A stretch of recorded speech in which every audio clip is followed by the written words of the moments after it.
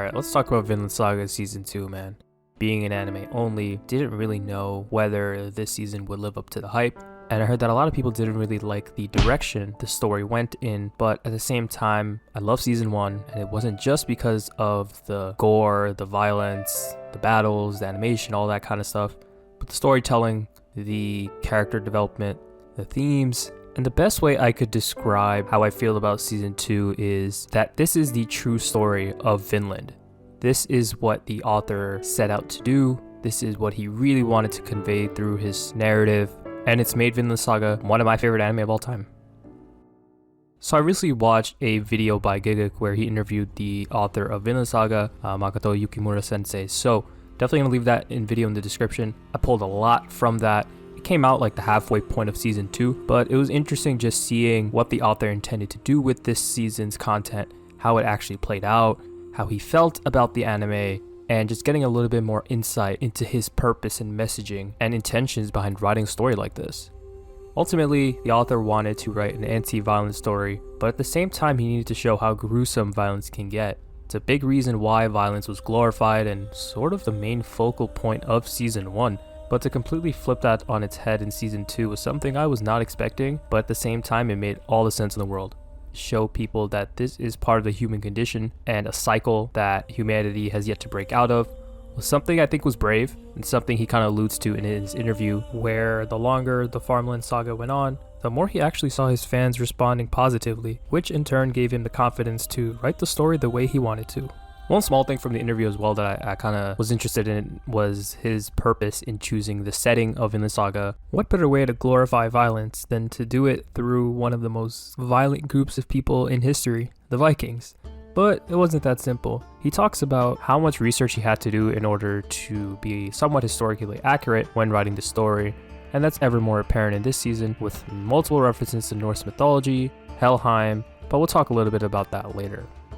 So ultimately, Yukimura sensei has stated that there are 3 things that he wanted to write about in whatever manga he's written, and he's written other ones in the past, but those 3 things were life, death, and love. And, you know, looking back at Season 1 and we're almost over Season 2, that's pretty much how you could encapsulate the entirety of Vinland Saga. And I would say a lot of the themes and messages in this story are conveyed through the characters and their experiences. So that's kind of how I wanted to approach this video. So, spoiler warning, there's no way I can dive into everything I want to without talking about some of the plot points and characters. So we're going to get to Thorfinn, we're going to get to Canute, we're going to get to all these characters. But I wanted to start with Ketil. So this guy lied about being a warrior. Actually just a wimp who doesn't like violence. It's just that if he felt like he was in control, then he didn't really feel the need to be violent. But as we saw in Season 2, as soon as, he loses his grasp on Arnheid, he beats the absolute shit out of her. And as he continued to lose more and more power in his battle with Canute, he was driven further down that path of insanity, ultimately becoming a shell of his former self. This is a character that you come to enjoy and actually like for the most part, I would say for the majority of Season 2. Although this is someone that was very kind to our main characters and seemed like a pretty strong-willed person, he was actually pretty fragile. That just goes to show that all it takes is one bad day, and that anyone, given the right circumstances, can be prone to violence. Ketil also has 2 sons, Thorgil and Olmar, but let's talk about the older brother for a sec. Even if we don't have Thorgil this season, at least we have someone that gives off similar vibes. Someone who values combat, battle, doesn't really resent murder or killing, will do it, sort of enjoys it. To that end, he says he's a being from Helheim, which is basically the underworld in Norse mythology. This is essentially the same place we see Gardar in as he's passing away, and is also very similar to the place Thorfinn visits in his nightmares. So if Thorgil is the brother that dives headfirst into battle and wants to put in the work to become stronger, then his brother Olmar represents the other side of the coin. This is the wimp of the family, never been prone to violence, doesn't want to become ruthless like his brother, but at the same time he does want to become a warrior, and we see his gradual descension into ultimately killing someone, albeit with the assistance of his brother. This pretty much broke the dam, and I don't know if he's going to be able to recover, but I think ultimately he is redeemable because he made the decision to stand down against Canute instead of continuing the bloodshed, much to the dismay of his brother. Okay, update. As I was making this video, episode 23 came out, and as far as Olmar goes, we see him have a pretty interesting interaction with Thorfinn where he's telling him that he looks up to him, that he wants to be like him. Later, we even see him working in the fields, you know, a callback to when we saw Ketil for the first time. So it's just shown that he's grown up a lot and become the man that he wants to be. Alright, so let's talk about Canute. So this is a character that I didn't really expect to see this season, and we didn't even really get him until later on. As soon as we did though, I knew that the story was going to ramp up a little bit. Canute is a character who has gone through a lot. He's on this journey to create a paradise, gets called out numerous times, wanting to save everyone, but doing so at the behest of murdering a bunch of innocent people. And it is kind of true, you know, Canute doesn't show any remorse when he orders people to be killed or when he uses others to kill other people, yet at the same time, he is still haunted by the ghost of King Sweyn. It's interesting though, because usually if a character in an anime or any type of show is haunted by the ghosts of their past, it's something that they're really agitated by, but Canute seems to just have straightforward conversations. He's not really scared, and so this just further highlights while you have people like Thorgil who relishes in combat and actually maybe gets a euphoric experience from it, Canute doesn't really find satisfaction in killing. It's just that he has no qualms about doing it. But ultimately, Canute is not the only character that is haunted by the dead. That leads us to our main character, Thorfinn. The experienced warrior slash killer from season 1, someone who's on Thorgil's level, ends up just wanting to stop doing violence and advocates against killing people. Similarly, Canute, Thorfinn is haunted by the ghosts of Askeladd, but more importantly, all the people that he's murdered. Early on in the season, we see him having multiple different nightmares involving the ghosts of his past, the people he's slaughtered, pulling him down into the empty abyss. He sees Askeladd there multiple times, and subsequently one of the most difficult undertakings, processes, whatever you want to call it, that Thorfinn has been able to do is to get rid of his hatred for the person who caused his life to go down this spiral. The thing that puts Vinland Saga just a tier above most other stories is that an author could very easily have a character give up vengeance, give up revenge. But for Vinland Saga to take that a step further and have the main character completely want to stop being violent after all the killing that he's done, after all the fights we've seen in season 1, is so brave. And it just goes to show that Yukimura Sensei was very intentional when he was writing this story, and especially writing Thorfinn. Now, let's not get it twisted. Thorfinn didn't really do this completely on his own. He had the help of the people on the farm around him. Some had more influence than others. The old man, Einar especially. Let's just talk about Einar real quick. So this is a character, and something that Yukimura Sensei mentioned in the interview as well, is that Einar was essentially, like Askeladd, a character written for Thorfinn. Someone that was needed for Thorfinn to break out of this shell. So Einar being optimistic in a sense and wanting to live, you know, finding a love for farming, appreciating that process of growth and change. And we're going to get into growth and change because that's probably a big reason why he wanted to focus on farming in general.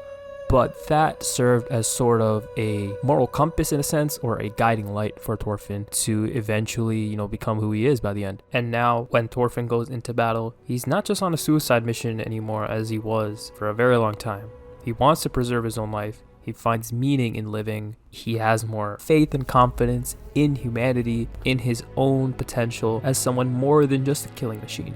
So I guess just diving into the farming premise a little bit more, there were so many moments within the early episodes of season 2 where you see Einar and Thorfinn tilling the land, cutting down trees. They take 5 steps forward. Sometimes they end up taking 20 steps back, whether it's due to factors that they can't control or it's people who are directly going against them.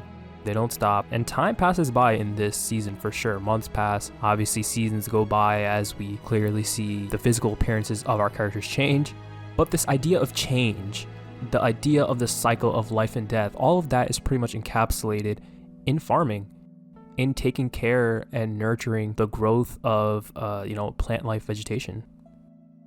This is a story of change. This is, besides the anti-war, anti-violence stuff, it's very clear that Yukimura Sensei wanted to show how people can change, the fact that people can change, and what influences people to want to become better, hopefully as a motivating factor for the people that watch and read his story.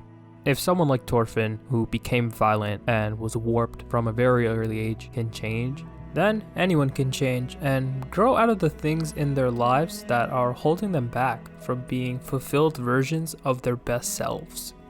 Because ultimately your upbringing does play a huge role in who you become. For Thorfinn to go through all that as a kid and still choose to become a better person and embark on this path that he's on just goes to show that redemption and rehabilitation are very real things. Episode 21, in order to get to Canute, he takes on a beating instead of, very easily just killing everyone, all of the bodyguards. Thorfinn's standoff with Canute continues as he simply asks him to step down and leave the farm. This comes as a surprise to Canute as he hasn't really had this experience before. He's never been in a peace talk where the other party's just asking him to be nice. He's usually used to using violence as his leverage and his power, but Thorfinn doesn't really have any of that. He's just a slave, and ironically, it ends up working. Canute leaves the farm, vows to never take over any other farms, and downsizes his military, becoming a more benevolent ruler in the process. I think he sees Thorfinn's methodology and goals as necessary, and Thorfinn sets sail with his brother Einar. Now that's pretty much all of the main characters I wanted to talk about, but there were some side characters that I felt were pretty pivotal to the messaging and themes in this story. With Arnheid, I feel like the concept of love was addressed very directly. The love she had for her husband, wanting to be with him after not seeing him for several years, and she was with him pretty much up until the very end, making sure that his passing was as peaceful for him as it could be. And that was definitely one of the most emotional moments in the entire season for me, as well as her passing away. Because some people didn't like that Gardar simply died a few episodes after he was introduced, but overall I felt like this was necessary. Just to remind people that although we're moving in a different direction with the story and the messaging, that doesn't mean tragedy won't happen, and that doesn't mean Thorfinn's gonna be able to save everyone. And if you think about it, Gardar is someone that Thorfinn very much could have ended up like if he didn't choose to go in a different direction. A lot of Gardar's backstory was actually anime original, especially the moments and scenes with his son. This was pretty surprising and wasn't something I knew until I was researching for this video. But overall, I think it worked wonderfully and makes a lot of sense considering episode 17 was one of the more emotional episodes in the entire season. Now, of course, in this season, we also have the reunion between Thorfinn and Leif. That was awesome to see. Ultimately, I kind of assumed that they wouldn't stay together long because it just feels like Thorfinn has so much more to do. He's on a journey now to create a peaceful society across the sea, wherever Vinland may be, with his brother Einar. And I think he'll spread peace and prosperity wherever he goes. Now, you might have thought I forgot about Snake, but how could I, when this is a character who is probably the most important factor for this series to have a future. He was one of the silent but badass archetypes, and he didn't get too much screen time, but there's a lot of hints both in the anime and the interview as well as other statements that might indicate that we're gonna get some content surrounding these three characters. But be on the lookout for that video. Gonna try to have it out as soon as I can. I'm super excited to talk about it though because I just don't really want this story to end. Okay, so update part 2. Just finished watching episode 24. This is a last minute addition that I'm adding into this video. But Thorfinn obviously didn't just set sail for Vinland. He's with Leif on his way back to Iceland to reunite with his family. And honestly, the reunion was probably not as heartfelt as some people would have liked, but it also made a lot of sense, right? This is a son and brother that his family hasn't seen in decades, in I don't know what, like 15 years. So it makes sense that some of them would not be able to recognize him. The interactions between him and his sister were definitely pretty funny. You could tell she got a lot of her genes from her father as well. But when it came down to his mother, she was able to recognize him pretty much right away. The story revolves a lot around fatherhood. I didn't really talk too much about it in this video, maybe I will in the future, but I think motherhood was definitely shown a lot in this episode. Thorfinn's mom being able to recognize him even after not seeing him for so many years. And then also the callback to Arnheid, with the cycle of rebirth. Although she died with her child, her death signaled the birth of another person, and that person was the new and reformed Thorfinn. The things I mentioned about Snake and his backstory and content in the future maybe surrounding him doesn't really have to do with the future arcs that are, I guess, left in the story. We are going to have to just wait for season 3 and onwards to get those adaptations.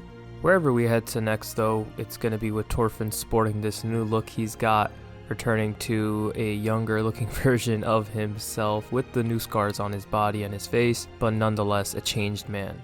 If I were to give this season of Vinland Saga a score, it would be a solid 9.5.